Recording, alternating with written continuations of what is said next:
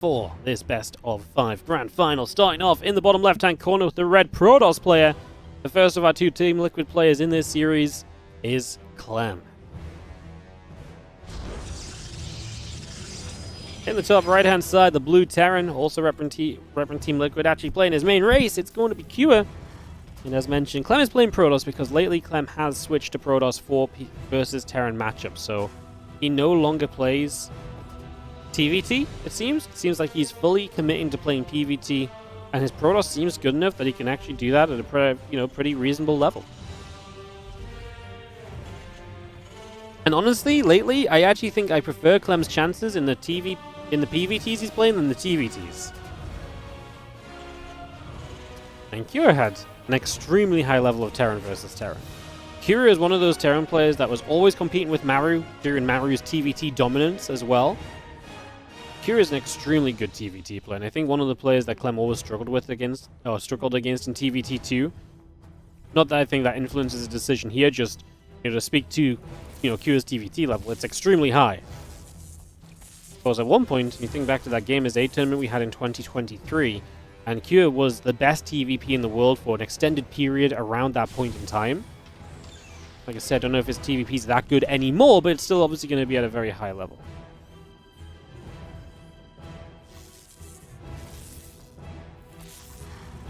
Probe gonna nibble. Depot taking some shots.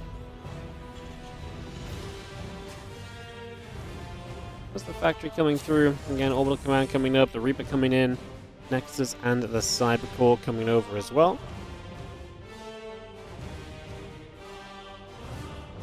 Has SC2 been confirmed for the next edition of EWC? Nope. We have no information on what will happen for StarCraft 2 next year at all. So, if you make a New Year wish, if that's a thing, wish for a StarCraft 2 circuit. Because maybe if we all wish together, fate will swing it into making it happen or something, you know?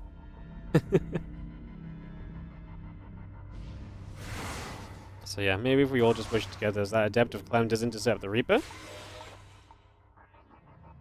Reaper gets pushed back out into the center just for a few moments, as we have our Twilight Council and the Nexus continue to come online for a moment. Wish for enough StarCraft 2 that we see 2 more years of Home Story Cup, essentially. That sounds good to me. Well, I mean, I think we should have enough StarCraft 2 to basically last us forever. I don't think StarCraft 2 should ever go away, but, you know. I've got a slightly biased opinion. It is interesting, though, because obviously, like, SC2 may not have a circuit, and that obviously will have an impact, but you still have, for example, like Warcraft 3 still has Back to Warcraft, who cover a bunch of events and stuff, kind of like what I do, right? They like our community casters that cover a bunch of events, and they still get very good viewership. I'm not saying it's like breaking the ends of the earth, but there's still a way to watch and enjoy Warcraft 3 eSports in the year of 2024, right? And I think I just I don't think StarCraft 2 would ever go away completely. The landscape that we're playing StarCraft 2 in and what we're watching StarCraft 2 in would probably just change dramatically as all. That's the biggest difference. Like, how much would players put time into it? How many players would stick to playing? A lot of players may, go get day jobs, but some of them might still be able to play in the evenings here and there, right? So, you know what I mean? This is like, StarCraft 2 will change whenever we lose our circuit, but it doesn't mean it's going to be gone forever. Even Heroes of the Storm is having a tournament right now. Oh well, we are fine then, guys. We're sorted, yeah. StarCraft 2 will always exist. It's just a question of to what level will StarCraft 2 exist, Medevac boosts into the main base. Gonna drop off behind this mineral line as a few Marines will begin to unload. The Adept stepping in from the right-hand side. Gets taken out. A Widow Mine coming through. Gets cleaned out as well. Next Widow Mine shot not gonna go off as we unburrow and reburrow that Widow Mine.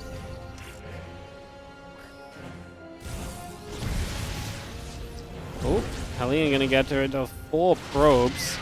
So that's gonna be 4 workers going down, so that's a nice little catch.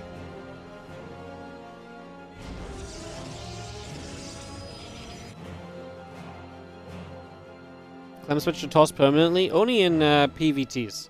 He doesn't play TvT anymore, he plays PvT. So yeah. And he's honestly pretty darn good at it as well. So this game he loses 4 probes, but he's cleaned up a lot of that other harassment. I mean, the Widow Mines went down, the Hellion's now gone as well, and is able to really make the most of these units as well, as Micro definitely transfers over to playing PvT very nicely. As this Banshee of Q is going to be one way to try and deal some damage, but at the same time, we have got ourselves Stalkers going into the natural. This is something I actually think Clem is extremely good at. He's so good at figuring out when he should and when he should not be applying pressure with Stalkers, as he does not get that bunker. But yeah, he's so good at figuring out when he can and when he cannot dive on things, and I think that's been one of the most noteworthy points that we've noticed. This is nice, though. The Banshee coming around the back, going to get rid of a few probes. Clem takes this very seriously as well, by the way. You know, this is not just Clem, like, swapped over for some fun. Like, I've seen him practicing in customs with, like, some top Korean players. You know, like, just no tournament going on, just practicing some games, putting some customs in. I've seen Clem doing that a lot recently. So I think Clem has really been putting some time into this very seriously, beyond just like, oh, I'm going to ladder with my Protoss. No, like, he is practicing this matchup. He's figuring out this matchup. He's playing customs on this matchup. And what's amazing is that these top players are realizing, hey, your Protoss is good enough to be worth coming and playing customs with you, right? This is not just me helping you out, like, you're helping me out too.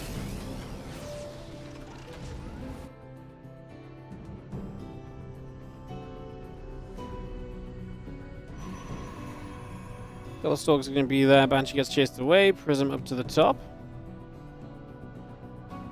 Again, +1 attack, and this siege tank continuing to come over. Just going to see a couple of Stalkers. Going to get to the back. Banshee's going to be held out over there. Again, our gate's coming up. Our probes coming in. A whole bunch of level 2s coming in on the Star Trek as well. Thank you so much, Clayboss, Ober, Paul Coffin, and Pony Ols.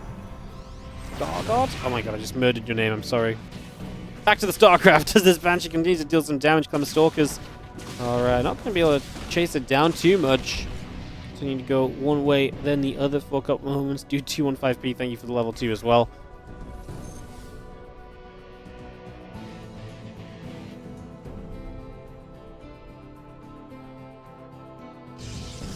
Against Impact, Combat Shield +1, all of that continues through. Medevacs and Marauders just going to be continue to come on through for the moment. Just going to have that Banshee ready to come back through the bottom side.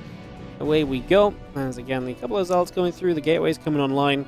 +1 attack and charge, both building up for the moment.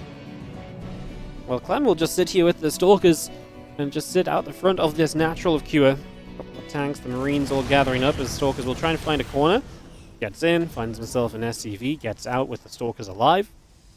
Kind of cute because it delays the 3rd CC by a few moments. As Kira does get a load up and does make his way out over to the side as, yo, Tassadar the Executor, thank you so much for gifting a sub over to Soren12. Thank you so much for gifting a sub out to the community. Appreciate it. Thank you so much. And Kira, the fact this is 8.5 minutes, 3rd base is not finished yet, is kind of crazy. As the Marine goes down, a couple of Marines going to be taking some shots. We have our Combat Shield about to finish up as well, still got Medevacs and Marauders coming through. Fire still coming across as well, just going to chase those Zealots down. Prism getting chased away also. Medevac boosting through the bottom side for a couple of moments. And is going to get into that main base. As, yo, Chris, Settle 1111. Thank you so much for the Prime sub as well. Thank you so much for supporting the channel today, guys. As our bio units going to lose their Medevac. Stalkers going to take a couple of losses. Zealots getting warped in. The Banshee shows back up as well. Banshee on the 3rd as well. And we've seen the Prism gets cleaned up from Clem. Oh, Kira on this little streak of success at the moment. As the battery doing what it can, but not able to keep all those probes alive forever. And Clem running back this way to try and deal with this Banshee. He's going to try and get on it. Kira pulled it back at a good time because it's going to get to stay alive as well. And now Kira's in position to hit Clem's 4th base, so a slew of success here from Kira's. Right now it feels like he can't make a wrong move, although I don't know if he should have sieged the tank here versus just kind of backing off. I don't know if he maybe could have saved the tank, if that would have made much difference. One thing we will say, though, is obviously this is a late 3rd still from Kira, right? So for all this damage done, he is still on a later 3rd, and some Zealot counterattacking right now is actually going to get rid of both the siege tanks that were here. Clem is actually going to have a very strong push just coming straight across. Oh no, Kira, everything was going right until it wasn't. And now all of a sudden it feels like everything is potentially going wrong. We pop a Guardian Shield. He's going to make his way to the 3rd. I don't know if Clem knows where he wants to hit for certain at the moment. He wants to control the natural, but I actually feel as though he doesn't have a lot of stalkers, so maybe he doesn't get the third base if he goes for it. Maybe it wouldn't make too much sense as the units sit out the front for a few moments. I'm just going to pick our way through some of the structures at the front as well. Bio units coming back the other direction. Stalker's going to get across. A bit more bio taking some damage, plus 2 attack. And the Colossus all continuing to come in.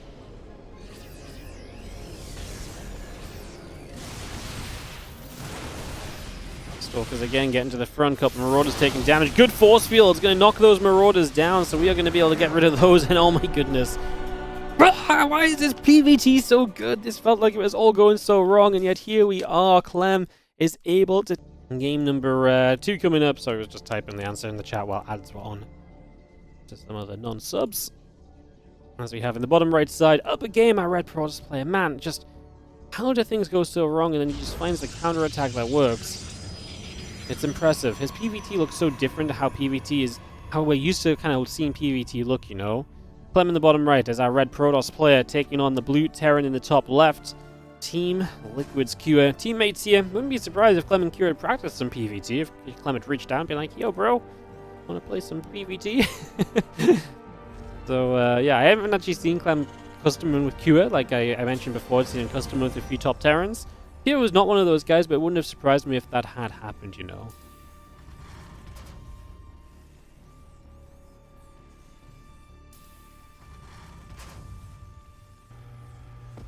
Excellent gas coming up, gate and the gas coming online. We get that settled into play as we do have our first probe coming across the map early. Jump on a obs for a couple moments and follow this probe across the map as we get established in the early few moments. So just getting set up, trying to see what is going on. Our probe going to come nibbling at the SCVs. The SCV will be taking some damage. Cybercore coming through. Probe still in production. Just going to be seeing the Reaper in the orbital command. Continuing online as well. So just bringing all of that through for the moment here, getting that up and running. Is Clem mining gas with just one probe? 2 probes now. Just rearranging.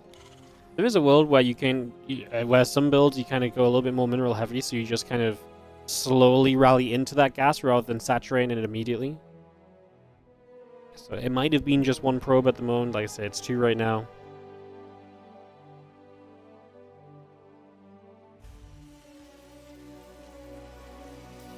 And the Nexus is about halfway done. The Adept probe and assimilator continuing up into play as well. For the sponsor, do you get something for the download or only for reaching levels? Only for reaching levels. I mean, it's still good if you download it. Like, they will see that you download it, and that's good for future sponsors to kind of tell people that you download it. But the money only starts... we only get paid if you start reaching levels. Level 2 takes about, I want to say, like, less than 5 minutes. Like, it's the very basic intro. It's super quick. So if you want to get to level 2, that part is extremely quick. Thanks for cast as always. Absolutely no worries. Thank you so much for watching, guys. I want to really just take a quick moment to say again just how amazing it is, how supportive these Monday Cups have been from everybody. Players, viewers, and everyone. Just this event, when we started out, was just, you know, not getting the viewership it is now, so I'm so happy that something has grown of this. The player count is getting better and better. The player quality is getting better. You guys keep on tuning in every single Monday as well. We consistently seem to just have this event improving in pretty much every single metric. So thank you to you guys for being a part of that. Without you guys, that wouldn't be the case. And like I said, I really appreciate it. It's really cool to see this Monday Cup really taking off and kind of, you know, making a place for itself in the world of StarCraft 2. Which levels give me bonuses? They're the ones that pop up in on the widget. So I think it's like 2, 6, 9, 12, 15, 21, I want to say. There might be 18 as well. Isn't Clem usually Terran? He plays Protoss and PvT against Terran players at the moment, so... yeah.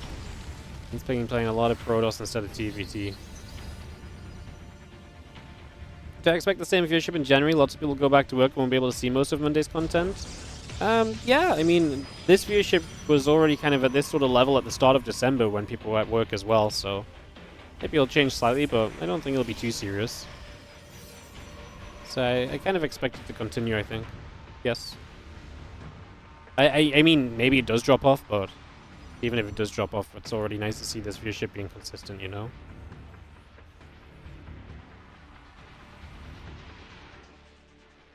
Impact coming through, Blink is coming in, the Zealot coming online, the Next is coming up as well, Probe's building. And again, guys, yes, WardiTV Mondays are guaranteed to continue through January as well. So, editions 17, 18, 19, and 20 guaranteed, still $400 every week. That is not changing. Thank you to the guys, OSC, Loco, and Winter. You're continuing to help me pay for these events. Again, paying for $400 a week event is not easy. And with those guys' support, it's a lot easier.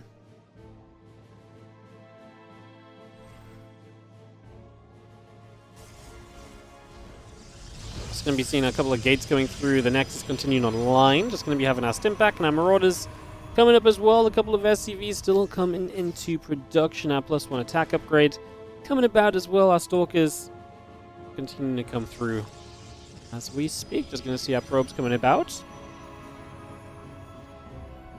WardiTV Monday is confirmed to stop at February. No, just we haven't gotten to that part of the year yet. This is a tournament series I can't continue on my own. I can't put $400 a week into a cup. You just can't. So it is reliant on everyone else wanting to continue to do it as well. And that is happening so far, but I'm not going to guarantee that happens for another 6 months or something. We're just going to take it month by month, So, yeah. Yeah, $400 a week is tough to maintain. Like, because $400 for 1 day of streaming is a lot of investment. In comparison, you think of some of my other events, I put like $1,000 to $1,500 in, and I can get four group stages, 2 qualifiers, and a day or 2 of playoffs, And also, those events perform better because pre-scheduled games, like a group where certain players will play certain players, generally perform better as well. So, yeah. As our few Marines will unload in the main base, Stalker going to blink over, a couple of Stalkers going to take position. Also, guys, what if in February there's just a circuit and weekly cups resume from the circuit? Wouldn't that be amazing? As Kira does get aggressive, I mean, Clem had some pretty good force fields on the front. This Bioforce is looking pretty good. Clem's struggling to kind of chew through those Marauders easily. I think he needs, a couple of Zealots. He's about to have charge. I think he's going to be fine. About to have charge, about to have +1. I think Clem's about to get to just everything he needs in the next few moments to be comfortable against this continued push of Kira. If Kira was to try and go again, there's the Zealots actually chasing down as Clem, confident to chase, knowing that those Zealots are going to be pretty bulky at the front. Feels as though you can get some value with the Blink Stalkers chasing, and he definitely does to begin with. Continuing to chase, obviously has Blink away, so he gets one more Marauder, able to find absolute max value. That medevac goes down as well, will not make it home. And Kira, for the moment, does get cleaned up. Still rallying Bio out onto the map, this time a much faster third command center from him as well.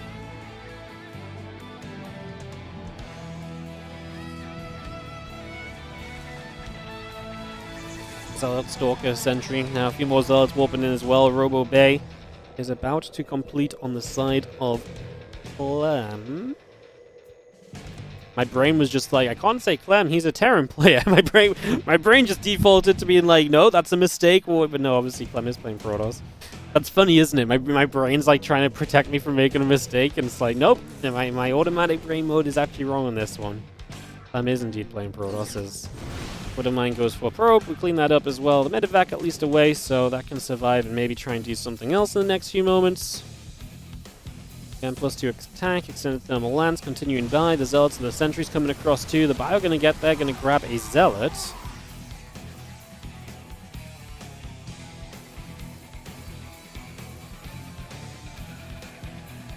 Again, +2, extended thermal lance coming up. The Forge is on the way out as well. A few probes, and the Colossus production continues in as well. There's a few more Zealots just coming up on the natural, so we have those going on top of everything else. The Bio comes down the left-hand side, going to grab those Zealots also. So just going to nab at those. Again, our +2 attack and our +1 armor both building up here. The Viking, Marine, and Marauder in production also. For the moment. Again, +2 attack and extended thermal lance will not be far from finishing.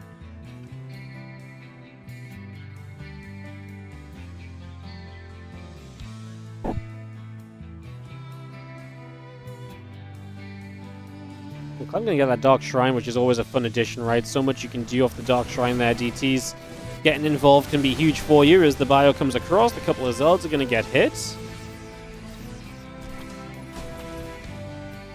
They'll still make their way over here, just going to move into that mineral line. Again, the Colossus, the Robo facility coming up as well. Good force. Are they good force fields? I feel like right now your Zealots are derping into that army, so kind of good force fields if you wanted to keep your opponent away. Not so great when you attack into your own force fields there.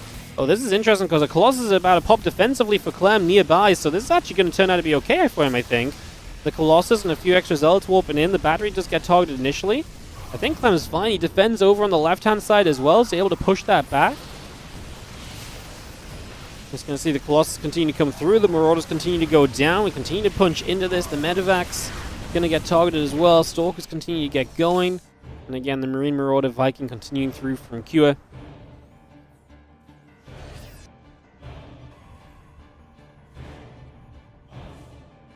+3 attack and +1 armor building from Clem right now. So we bring those into play.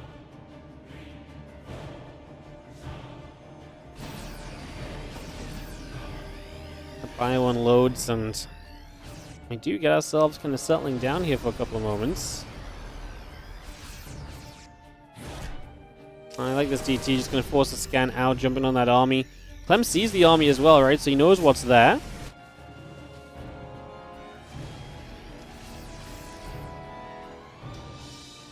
Again, the Shadow Stride coming up, the +3 attack coming through. Bio and Vikings continue to gather in. As we do have our Ghosts, +3 and +2 upgrades. Clem still setting up back at home pretty comfortably for the moment.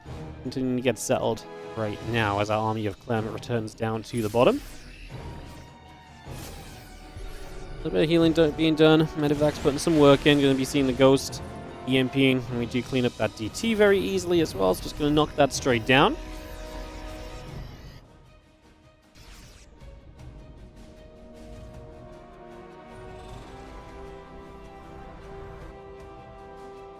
Still got those upgrades coming through here with the Bioforce continuing out, but I mean, Clem is actually going to be maxed out here as he pushes forward, and this is a fairly open space that we're attacking into here as well. So just going to start attacking into the front. CC is in position. We got Zealots in the natural, by the way, not over this natural, that natural. Yep, War Prism going to be there, so Clem already attacking into that natural already, and the Disruptor zoning back this Force Secure. As units have to go pull deal with those Zealots, we're going to lose +3 attacks. The Engineering Bay is going to go down, and Clem is just positioning at the front to try and see what he can do. The Zealots are going to go huge. We're going to be seeing the Vikings are firing away. Colossus taking damage. Disruptor shot landing on the Bio Army. Colossus still taking some hits. The Viking goes down again. Disruptor shots going to go through and aiming to kind of keep zoning this force back. We still got 2 Colossus, so that army's looking good. The Zealots are going completely uncontested on the natural as well. GG says Cure. Once again, Clem's PvT continues to look very good. The consistency he's getting in this matchup is starting to become a have to do that, right? It's not come up, but I think that is how it would go. I think there is the official ruling on what it is. I think there is actually an official rule on that as well. So yeah. That's how I would do it. If both players couldn't decide what race they wanted to play, I would just say, right, you both have to message me what race you are going to play for the series. And once you've messaged me that race, we go. You know? Like we're just set. So it's a little bit of RNG because you got to pick what you're going to pick what, you know, for the counter pick, or what are you going to do? It's not possible to change race during a series. Some tournaments allow it. Like right now, we let people change race during a series as well. Because right now it's not problematic. I believe at the ESL level, I'm not sure you are allowed to change mid-series. Probably to help deal with issues such as that, right? Gonna start getting race vetoes. Race vetoes, ay. That'd be funny. Game 3 here, Whispers of Gold as we set off into it. I'm up 2-0.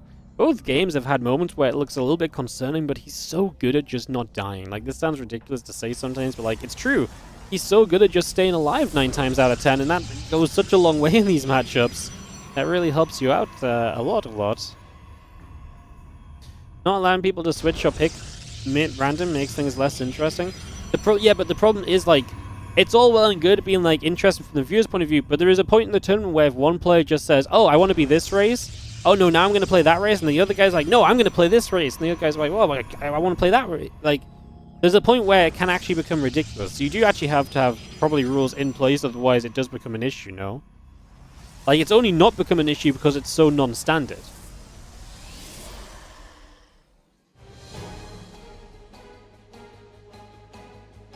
That's the problem. And I think that's why the rulings have been there in the past. There's also discussions to be had of, like, if you veto for a player, you know, you veto based on the matchup, right? And then if you do not veto a certain map, and another guy's like, right, I'm going to play this race now, so now we're playing this matchup on a map that's very good for that matchup, then you can be like, hello? like there's some arguments being made there too that's then unfair, right? Because it's like, so much of this is just set in the way of how StarCraft 2 has worked for so long. As people play different races, that is a big question we have to ask in terms of how you approach it. Like I say, I think there are some rules in place. That doesn't mean that the rules are perfect right now, you know? Bunker coming up, Factory coming through, the Twilight Council will be building here from Clem. He's obviously a big Twilight Council believer. He plays a lot of the Blink openings. He's obviously very good with those Blink stalkers. We've seen that many a time. And that's exactly where we continue to head to.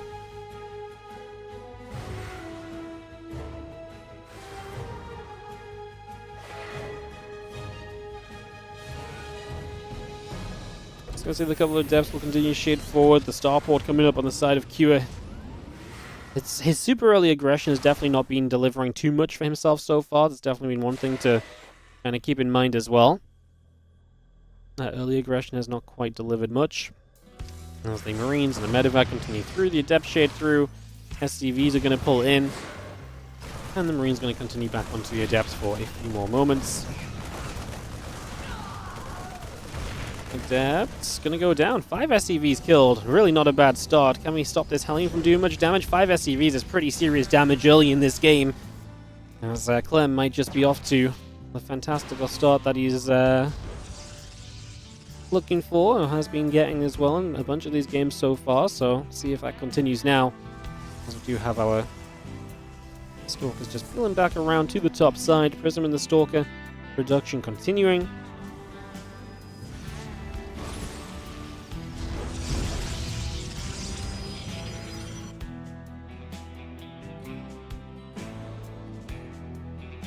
And we continue to get Blink on the way. We bring that online. Just going to be seeing the Prism coming through. A couple of Widow Mines in the Medevac then from Cure, looking to see if you can find something in these early stages up the left side for the moment.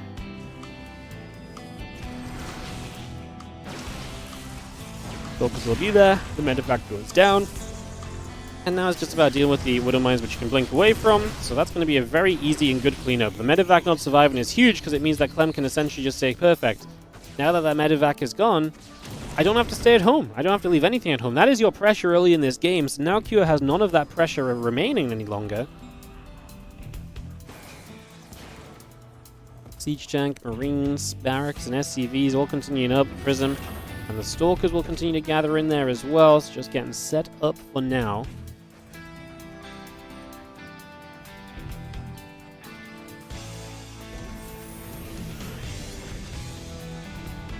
Stalkers ready to blink in towards the main base, perhaps, as in they go. A couple of SCVs potentially end up in some trouble there. As the Siege Tank at least is able to fight back, but we go to the top side of this main base now, and that's going to be somewhere the tanks do not position for initially. Now Clem should probably blink out and look to try and hit the natural. Oh, a little bit of miss micro on that Stalker. As the Observer moves in place, so he will be able to see what setup he's attacking into and dealing with from his opponent here. So Clem will have that information available to him. Water turret coming down, and actually a few probes going down, so that's going to succeed, but we're going to lose the bunker at the front. That's going to really expose the Siege Tank defense on the natural for sure. Once we just have the Stalkers still hitting, the Marines are going to come back across as well, and well, charge plus 1 attack upgrade. Both of those continue through. The additional gateways coming online. The probes are still producing. Again, Stalkers and that Prism continue to move around for a few more moments here as we go one way and we go the other. Just going to see the Prism moving across in toward the main base.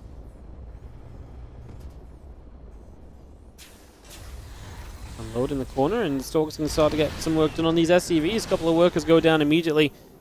And this is where Clem will continue to just find damage, and how he has continued to find damage in a lot of the games so far in these games, or in this series, and just in his PvTs in general.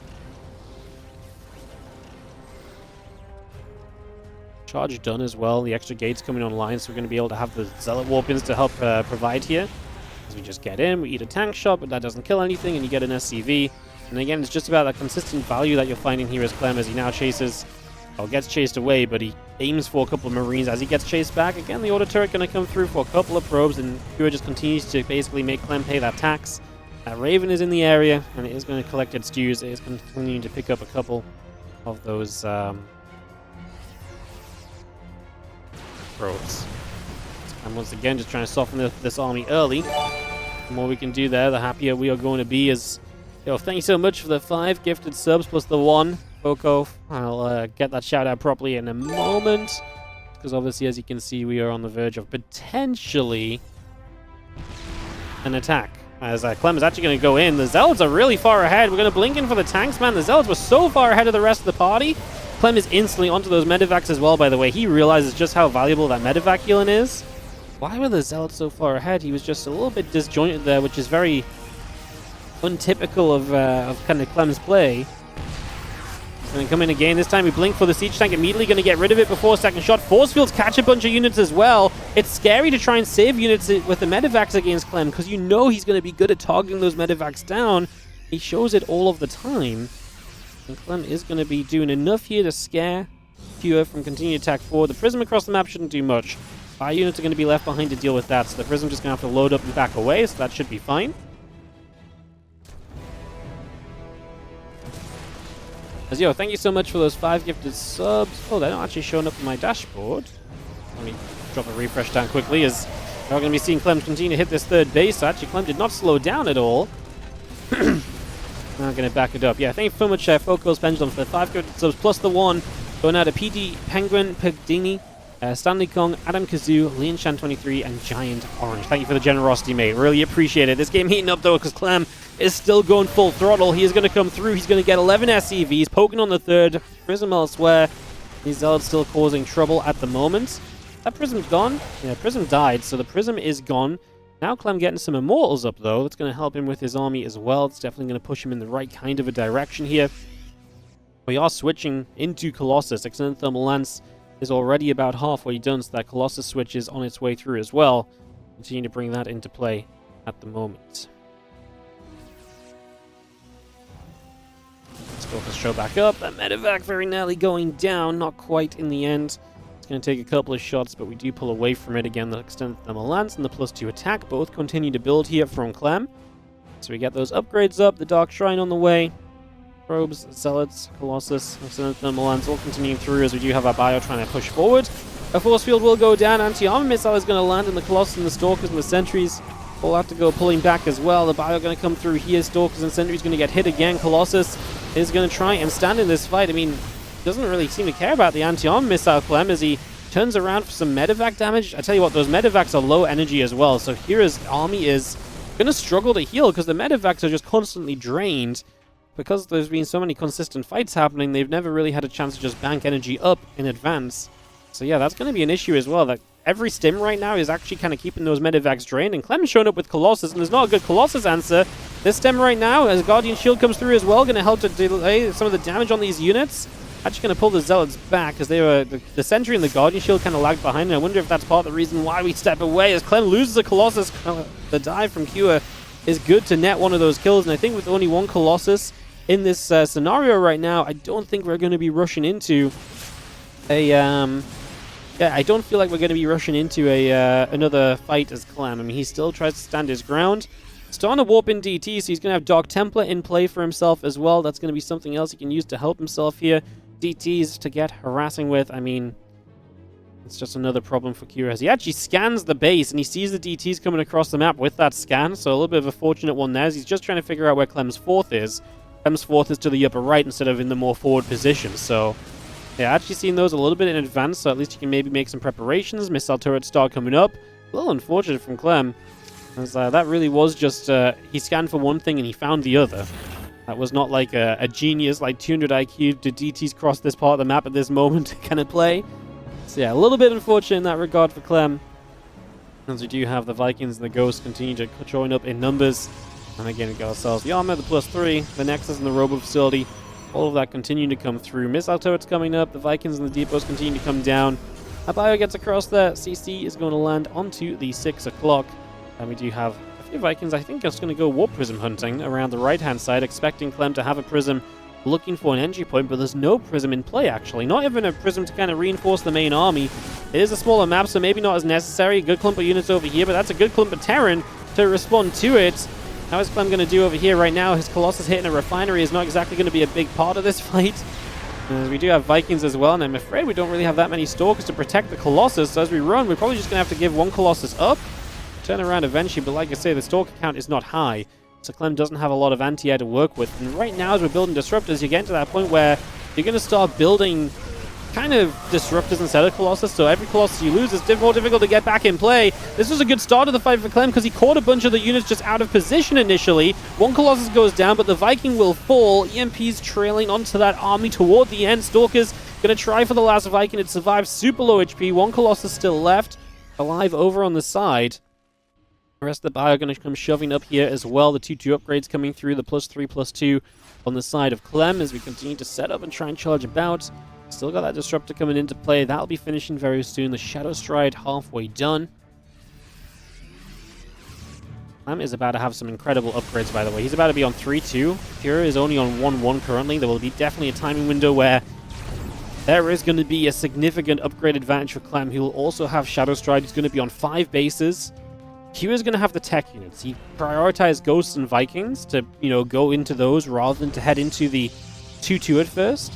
So that's probably why his upgrades are a bit behind, but there will just be a window here where Clem has good upgrades. But again, he's against a very strongly tech Terran army. Continue to see Colossus setting up for the moment. He is just going to bring those across. 2 more of them. Reproducing and rebuilding that Colossus count rather than just reliant on purely Disruptors, it would seem, as the Zealots and the Stalkers and the Colossus go through a set of rocks. It's going to open up over here. Open those up, open this position. And Stalkers, going to have to be careful. Going to already start blinking back away from that army.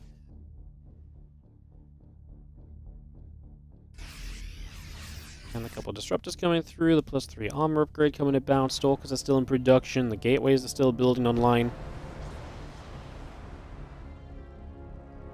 One comes across this right-hand side. A couple of depots going to get jumped onto immediately into bunker as well. I'm not going to dive into this too quickly, but obviously wants to try and force some fights to happen. Again, our 2-2 upgrades not far from finishing. Our Vikings, Ghosts, Starport's on the way. Refinery is also in production. So see one Marine already going to get grabbed, and now the Vikings coming through. The Colossus taking some shots. Going forward again, just going to get a Viking as we step back one more time. The Disruptors are still coming across here. Still taking position.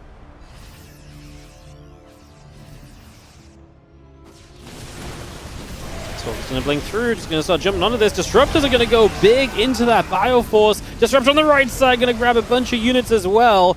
Good connections on the Disruptors. Clem trying to deal with the Vikings as he does stop them from chasing the Colossus down at least.